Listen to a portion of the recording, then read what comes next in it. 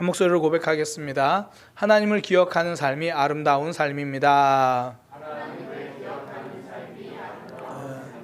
한 번 더 고백합니다. 하나님을 기억하는 삶이 아름다운 삶입니다. 오늘부터 에스더 말씀을 금요일에 살펴보겠습니다. 이 에스더의 배경은 페르시아입니다. 남유다가 기원전 586년에 바벨론에게 멸망을 하거든요. 그때 많은 이들이 바벨론의 포로로 끌려가죠. 그리고 그 바벨론은 다시 50년 후인 536년에 페르시아에게 망해요. 이스라엘 입장에서는요, 사실 다스리는 사람만 달라진 것뿐이죠. 그전에는 바벨론이 다스리다가 이제는 페르시아가 다스리는 그런 상황입니다. 바벨론을 이제 무너뜨린 페르시아, 그 지역이 이제 최고의 강대국이죠. 그리고 성경 이 에스더서는 그 강대국 페르시아의 왕궁에서 있었던 일입니다. 에스더가 왕비가 되고 이스라엘이 어려움에서 벗어난 그런 이야기. 그래서 이 에스더서 전체가 우리에게 알려주는 메시지는 선명합니다. 하나님이 그 백성을 책임지시고 건져주신다 이거예요. 겉으로 보면 지금 이스라엘이 이미 멸망했거든요. 아무런 힘도 없는 상황이에요. 그러나 하나님은 여전히 그의 백성을 지키시고 돌보신다. 이게 에스더 전체의 메시지입니다. 사실 오늘 우리의 삶을 보면 세상 앞에서 부족하고 나약한 삶이죠. 요즘 시대에 세상에서 믿음으로 산다고 하는 건 진짜 포로로 끌려간 이스라엘 백성들이 거기서 믿음을 지키며 사는 것만큼이나 어려운 일이죠. 세상에서 여러 가지 일들 있잖아요. 세상의 가치관들, 직장에서 그곳에서 믿음 지키며 산다는 거 쉽지 않습니다. 이런 세상에서 살아갈 때 여전히 우리의 소망은 하나님이죠. 하나님이 나를 지키신다. 그러니까 믿음으로 살려고 할 때 갈등되고 손해가 오고 힘들 때가 있잖아요. 그때 우리를 지키시는 분은 하나님이다 이거죠. 금요기도회 이제 에스더 말씀 살펴볼 건데, 우리 금요기도회가 좀 그런 것 같아요. 한 주간 세상에서 치열하게 씨름하다가 이제 하나님 앞에 나와서 찬양하고 말씀 듣고 기도하는 시간이죠. 어쩌면 세상의 가치관과 일주일 내내 부딪히다가 와가지고 이제 금요일 이 시간에 하나님 앞에 나와서 어쩌면 그 좀 전쟁하고 와서 이제 좀 야전 그 병원에서 좀 회복도 하고 좀 이렇게 주님 앞에 나오기도 하고, 그러니까 이 자리가 영적인 회복의 자리죠. 그래서 오늘부터 이 금요일 때 에스더 말씀 살펴보면서 우리를 지키시는 하나님, 세상 속에서도 지키셨고 우리를 붙들고 계시는 그 하나님을 경험하게 되기를 소망합니다. 오늘은 이제 그 첫 번째 시간입니다. 오늘 본문의 핵심 키워드는요, 전 하나님의 관심이다 이렇게 봐요. 지금 페르시아 왕궁에서 엄청난 잔치가 벌어집니다. 그러니까 왕의 통치와 왕의 잔치, 엄청난 시간인데요, 하나님은 이 잔치에 관심이 없으십니다. 왜 그렇습니까? 그 잔치를 벌인 이들도, 그곳에 참여한 이들도 하나님께 아무런 관심이 없기 때문이에요. 하나님을 외면하는 화려함과 부유함, 하나님은 아무런 관심이 없으십니다. 이거 뒤집은 메시지인 거죠. 비록 페르시아의 왕궁처럼 화려함은 없어도 내가 하나님께 집중하고 있다면 그 삶은 하나님도 주목하시는 삶이죠. 화려하지 못해도 하나님을 기억하는 삶, 하나님이 기억해 주시고 주목하시는 아름다운 삶입니다. 그러니까 오늘 함께 나눌 메시지는 다른 거 아니에요. 아하수에로 왕을 반대로 하면 돼요. 아하수에로 했던 거 반대로 하면 되죠. 첫 번째 아하수에로 왕의 모습을 보면 그는 과시하는 왕이에요. 그러니까 자신이 왕이 된 지 3년 만에 엄청난 잔치를 벌입니다. 에스더 1장 3절이죠. 왕위에 있은 지 3년, 제3년에 그의 모든 지방관과 신하들을 위하여 잔치를 베푸니 쫙 해서 다 사람들 모아서 막 잔치를 해요. 3년 후에 이런 엄청난 잔치를 하는 건 어떤 의미예요? 그 3년 동안 이 모든 일들이 나의 업적이라는 거죠. 그러니까 내가 얼마나 잘 다스렸는지 봐라 그거죠. 자신의 통치를 과시하고 부유함을 과시합니다. 그러니까 전부 내가 이룬 거예요. 전부 내가 이만큼 했다는 거죠. 내가 누리는 부유함이고 내가 가진 힘이다 이거죠. 주어가 오직 나 자신입니다. 내가 이룬 삶. 그 자리에 하나님은 없습니다. 오늘 굉장히 화려한데 이 자리에 하나님은 없어요. 인생의 주어는 하나님입니다. 내가 이룰 수 없는 삶이기 때문이죠. 그러니까 내가 주어라고 생각하는 삶을 성경은요, 죄라고 말합니다. 내가 주어. 그러니까 내가 이걸 하고 내 뜻대로 하고 내가 한 것, 하나님과 상관없이 살아가는 거. 그 삶은 아무리 화려해도 결국 무너지는 삶이죠. 그러니까 내가 주어가 되면 무너집니다. 우리가 신앙생활 하면서도 이 관계에서 문제가 생기는 경우 가만히 보면 뭐 여러 가지 이유가 있겠지만 많은 확률로 가만히 보면 주어가 나일 때예요. 뭐 나는 했는데 저 사람은 왜 안 했느냐 이거죠. 뭐 내가 할 수 있었던 것도 하나님의 은혜라는 걸 잊은 거예요. 그러니까 내 삶의 주어를 잊어버린 거죠. 내가 주어가 되고 내가 결정하려고 하니까 아픔이 생깁니다. 성도의 주어는 하나님이에요. 하나님. 그러니까 아하수에로가 하나님을 알았다면 내가 이룬 삶이 아니라 하나님이 붙들어 주셨음을 고백했을 거예요. 그런 삶은 과시가 아니라 감사겠죠. 하나님이 하셨습니다. 이거 고백하는 거. 이게 첫 번째 메시지인 거죠. 그러니까 아하수에로 과시의 아하수에로를 뒤집으면 감사하는 삶. 그 삶이 하나님이 주목하신 아름다운 삶이죠. 성경에 보면 정말 하나님이 감사에 주목하신다는 게 느껴져요. 예수님을 보면 알 수 있는데 예수님이 감사한 한 사람을 주목한 이야기가 있잖아요. 누가복음 17장에 보면 이 10명의 나병 환자가 와가지고 이제 예수님을 만나고 고쳐지거든요. 원래 그 맥락을 보면 저 멀리서 예수님 고쳐주세요 막 나병 환자들 가까이 갈 수 없으니까 멀리서 막 불쌍히 여기서서 소리 질러요. 누가복음 17장 13절 소리를 높여 이르되 예수 선생님이여 우리를 불쌍히 여기소서 하거늘. 그러니까 예수님이 이제 가서 말씀해 주는 거예요. 거기서 대고 야 제사장에 가서 몸을 보여라.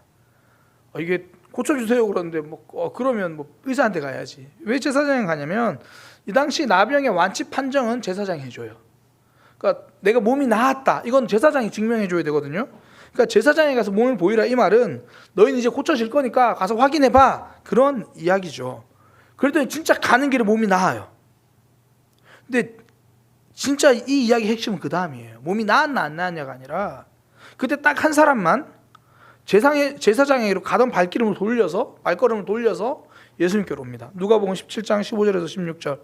그 중에 한 사람이 자기가 나은 것을 보고 큰 소리로 하나님께 영광을 돌리며 돌아와 예수의 발 아래에 엎드려 감사하니. 그 한 사람 굉장히 멋지죠. 나병이 고쳐진 것보다 고쳐주신 예수님께 주목하잖아요. 이게 우리 삶에서 이게 당연한 거 아니에요.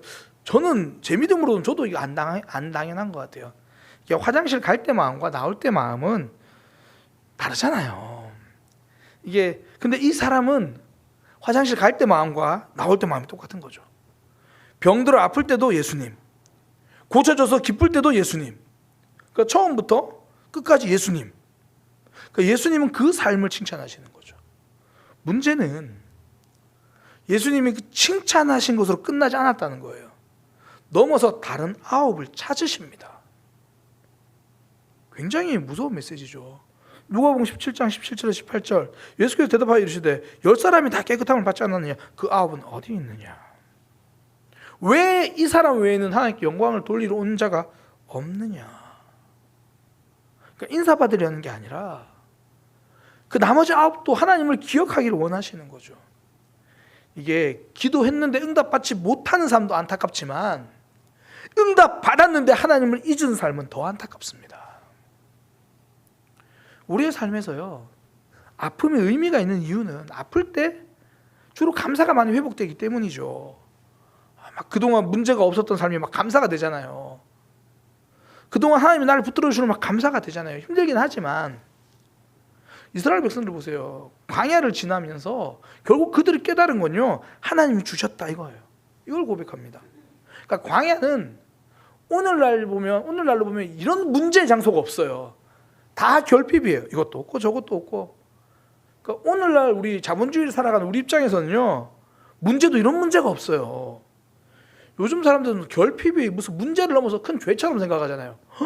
나 이것도 없고 난 저것도 없고 난 이것도 못 해준 거 같고 저것도 못 해준 거 같고 다 그걸 죄처럼 생각해요. 그러니까 오늘날은 결핍이 문제처럼 생각하거든요. 그러니까 우리는 결핍의 자리 광야로 갈까 봐 막 걱정하잖아요. 근데 이스라엘 백성들은 그 자리에서 믿음이 자라요. 그래서 우리는 막 결핍의 자리로 갈까 염려하는데 성경에 보니까 하나님 반대예요. 이스라엘 백성들이 가나안 땅에 들어가는 이스라엘 백성을 하나님은 염려하십니다. 신명기 8절 10절에서 11절 네가 먹어서 배부르고 내 하나님 여호와께서 옥토를 내게 주셨으므로 말미암아 그를 찬송하리라. 이 가나안 땅에 들어간 이야기를 하는 겁니다. 내가 오늘 내게 명하는 여호와의 명령과 법도와 규례를 지키지 아니하고 내 하나님 여호와를 잃어버리지 않도록 삼가할지어다.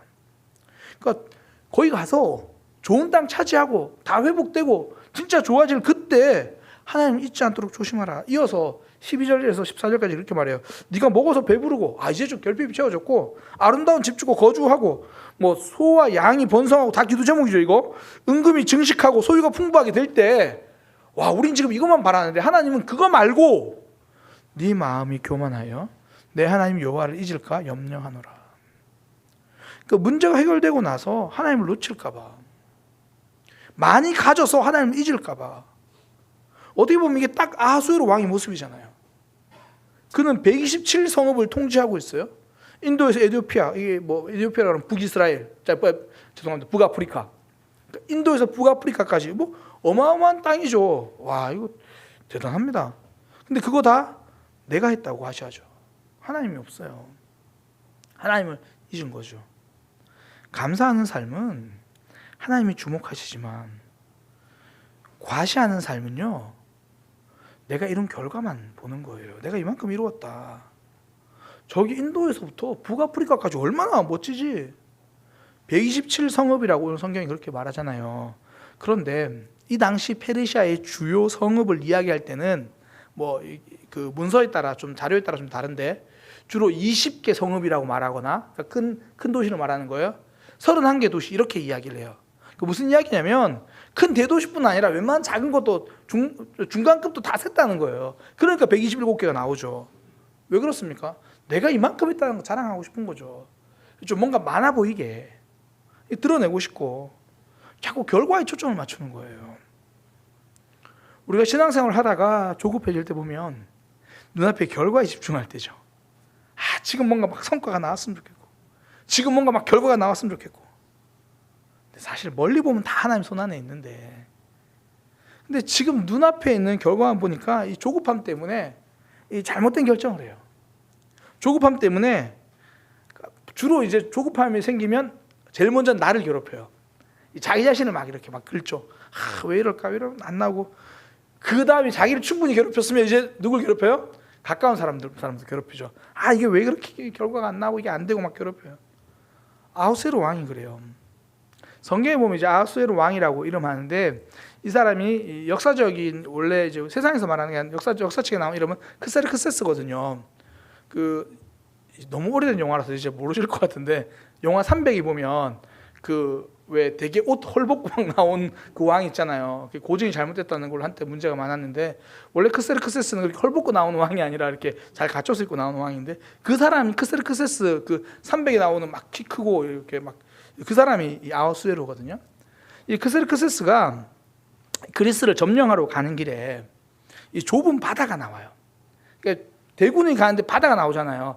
굉장히 좁은데 그러면 배를 타고 건너가려면 그 대군을 태울 수 있는 배를 준비해야 되잖아요. 그게 더 오래 걸리니까 차라리 좁으니까 여기다가 다리를 만들자. 그리고 다리를 만듭니다. 뭐 그 배를 만들어서 타고 다시 내리고 그게 훨씬 더 일이 많으니까 차라리 이 바다 사이에 다리를 만들자. 다리를 만들어요.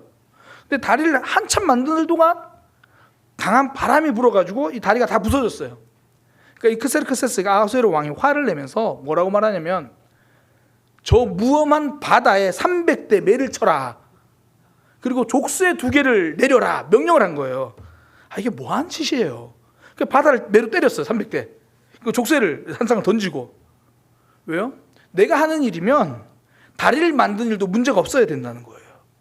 내가 하는 일이면 지금 바다도 내가 하는 일은 지금 딴지를 걸면 안 되는 거죠. 그러니까 눈앞에 있는 결과가 다 좋아야 돼요.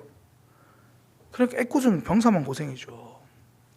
지금 결과가 나와야 하니까 그 결과에 집중하고 그걸 과시하고 싶어 하니까, 내가 지금 행차를 했는데 어디 지금 바다가 나를 가로막아. 과시하려고 하니까 다 아픔이 생겨요. 결국 그 거대한 제국이 그리스 점령을 실패해가지고 그 과시하러 가다가 실패해서 결국 망해요. 어떤 부모들은 왜 자신의 자녀를 자신의 삶을 자꾸 트로피라고 생각하는 이들이 있잖아요.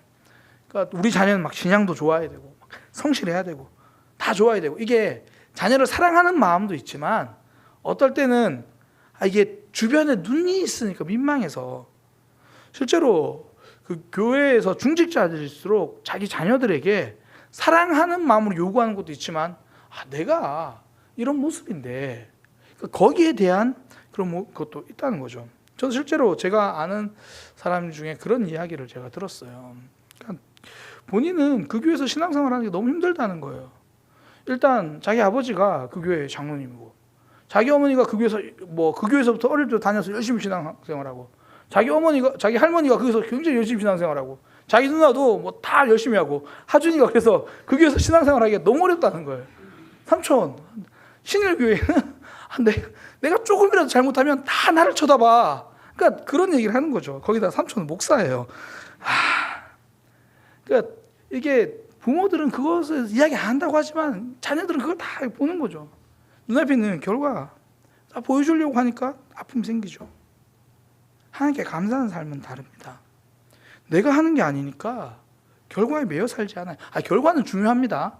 결과가 안 됐을 때 슬퍼해요. 실망하죠. 그러나 거기에 매여 있진 않는다는 거예요. 그래야 다음 삶을 준비하죠. 명공은요, 떠난 화살에 관심을 가지지 않습니다. 그게 10점이든 빵점이든 떠났으니까 다음 화살에 집중하는 거예요. 하나님이 우리 삶을 주관하시니까 지금 결과가 아니라 하나님이 나를 이끌어 가시다, 이걸 믿는 게 믿음이죠. 결과를 하나님께 맡깁니다. 그러니 삶의 크고 작은 아픔 속에서도 하나님을 놓치지 않는 거죠. 오히려 감사를 고백합니다.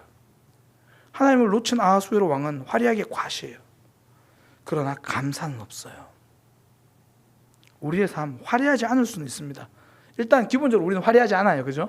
화려하진 않습니다. 그러나 하나님께 감사하며 살아갈 수 있다는 거죠. 결과를 위해 노력은 하지만 거기에 매여서 삶을 놓치지 않을 수 있다는 겁니다. 하나님께 집중하는 삶, 과시하는 삶이 아니라 감사하는 삶, 결과를 넘어서 하나님 붙들고 살아가는 삶이죠. 두 번째, 아하수에로 왕의 특징, 자신의 부유함을 자랑하느라 백성의 아픔을 보지 못해요. 이 4절에 보면 잔치 수준이 어마어마합니다. 에스더 1장 4절에 보면 왕이 여러 날, 근데 얼마 동안 하냐면 180일 동안 그의 영화로운 나라의 부함과 위엄과 혁혁함을 나타낸다. 잔치를 180일 해요. 180일이면 6개월이에요. 6개월. 그런데 우리가 앞서 말씀드린 것처럼 지금 3년 동안 통치하고 그거 잘했다고 6개월간 잔치를 해요. 그 보면 술도 마시도록 막 내어준다 그러잖아요. 다 풍성하니까, 다 넉넉하니까. 뭐 풍성하면 그럴 수도 있죠. 누가 좀 돈 많은 사람이 고기 한번 180일 동안 사줬으면 좋겠네. 좋죠. 풍성하면 그럴 수 있어요. 그런데 왕궁의 풍성함은요, 누군가의 아픔이에요. 그 6개월 동안 먹고 마시는 게 각 지방에서 올라온 조공들이죠.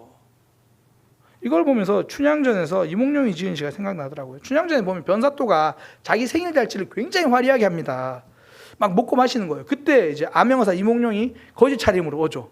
그러면서 막 저 거지한테 뭐라도 줘봐라. 그래서 먹으니까 그 거지도 뭐 이제 조롱하기 위해서 거지 뭐 당신도 선비인 것 같은데 신 한 수 쥐어보소. 뭐 그러니까 이몽룡이 실을 하나 탁 쥐어서 꼬깃꼬깃 접어서 딱 주고 가요. 그 시가 이거예요. 금잔에 맛 좋은 술은 천명의 피요, 옥잼방에 맛 좋은 안주는 만백성의 기름이라.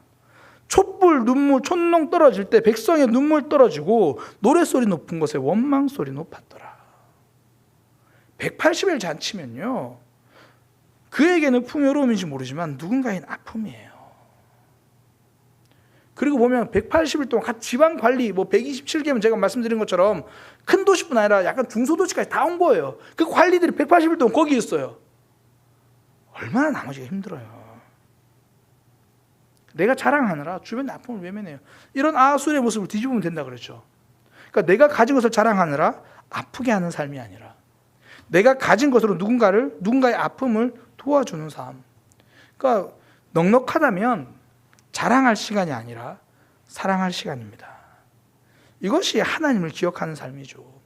요한일서 3장 17절, 누가 이 세상의 재물을 가지고 형제의 궁핍함을 보고도 도와줄 마음을 닫으면 하나님의 사랑이 어찌 그 속에 거하겠느냐.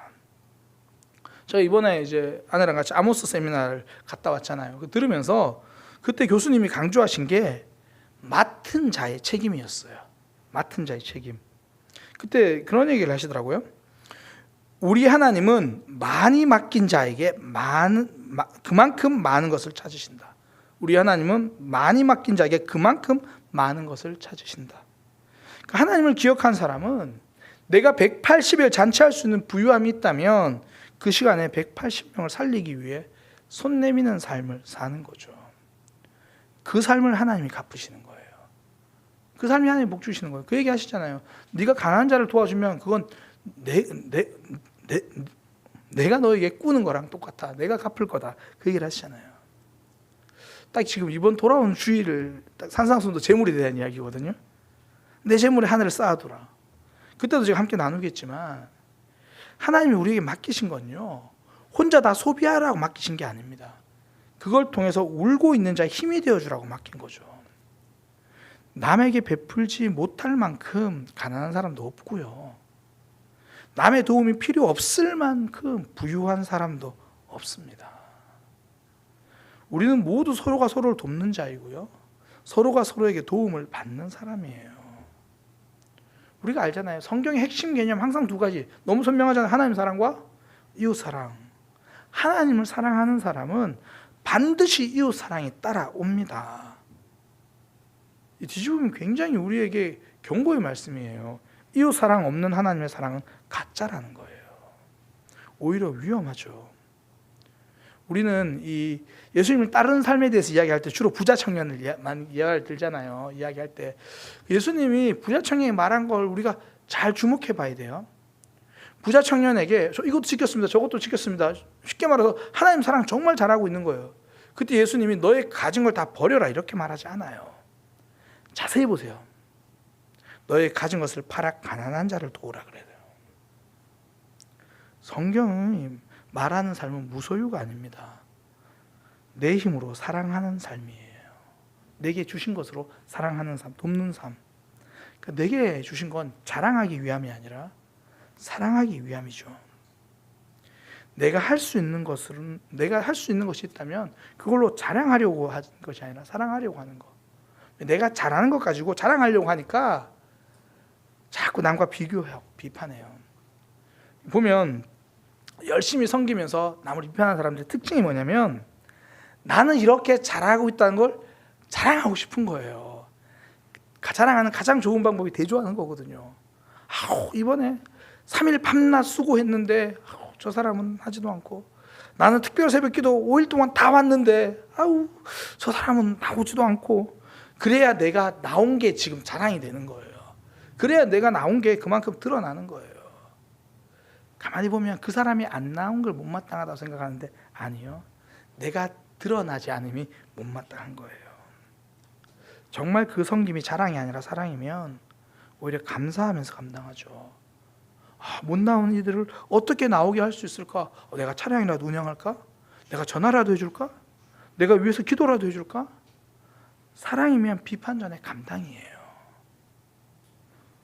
어쩌면 우리가 사명을 감당하다 지치는 많은 이유는 힘이 부족해서가 아니라 눈에 띄게 자랑하고 싶은 마음이 저 사람을 사랑하는 마음을 앞서버려서 그래요. 하나님 우리에게 맡겨진 삶, 사랑하는 삶이라고 이야기합니다. 자랑은요, 자꾸 위에서 도우려고 그래요. 내가 이렇게 막 손 내밀어서 야 네가 잡아봐, 이게 자랑이에요. 아래에서 돕는 삶은요, 정말 조심해서 돕는 삶이에요. 제가 아는 선배 목사님이 항상 그런 얘기를 하세요. 도울 때 더 신중하라. 도울 때 더 조심하라. 그 사람 마음 다치지 않게, 그 사람 상황 힘들어지지 않게. 그래서 예수님은 정말 아래 가서 도우셨어요. 얼마나 아래까지 내려가냐면 무덤까지 내려가서 우리를 사랑하고 도와주셨습니다. 다 가진 예수님, 자랑하기 위해서 이 땅에 오지 않고 사랑하기 위해서 이 땅에 오셨죠. 아하수에로의 180일 동안의 자랑 때문에 다른 모든 곳에서는 아픔 소리가 넘칩니다. 하나님 우리에게 말씀하시는 것, 너희가 가진 것은 자랑할 것이 아니라 사랑할 것이다. 그 이야기를 하시는 거예요.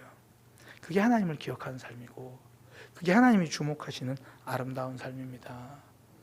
오늘부터 이제 에스더 말씀 살펴볼 건데요. 오늘 아하수엘의 잔치, 하나님의 관심이라는 키워드로 살펴봤어요. 하나님 거기에 관심도 없으세요. 그들이 하나님께 관심이 없으니까. 그러나 하나님께 집중하는 성도는 과시가 아니라 감사예요. 자랑이 아니라 사랑입니다. 그렇게 살아가는 저와 여러분 되기를 소망합니다. 기도하겠습니다. 하나님, 아하수에로의 모습을 보며 나는 아니라고 발뺌하고 싶은데 내 속에도 과시하고 싶어서 결과에 집중하고, 과시하지 못해서 조급해하고, 내 삶에서도 내가 가진 것으로 내려가서 사랑하기보다 자랑하려고 하는 모습이 많음을 고백합니다. 하나님, 하나님을 놓치지 않게 하여 주옵소서.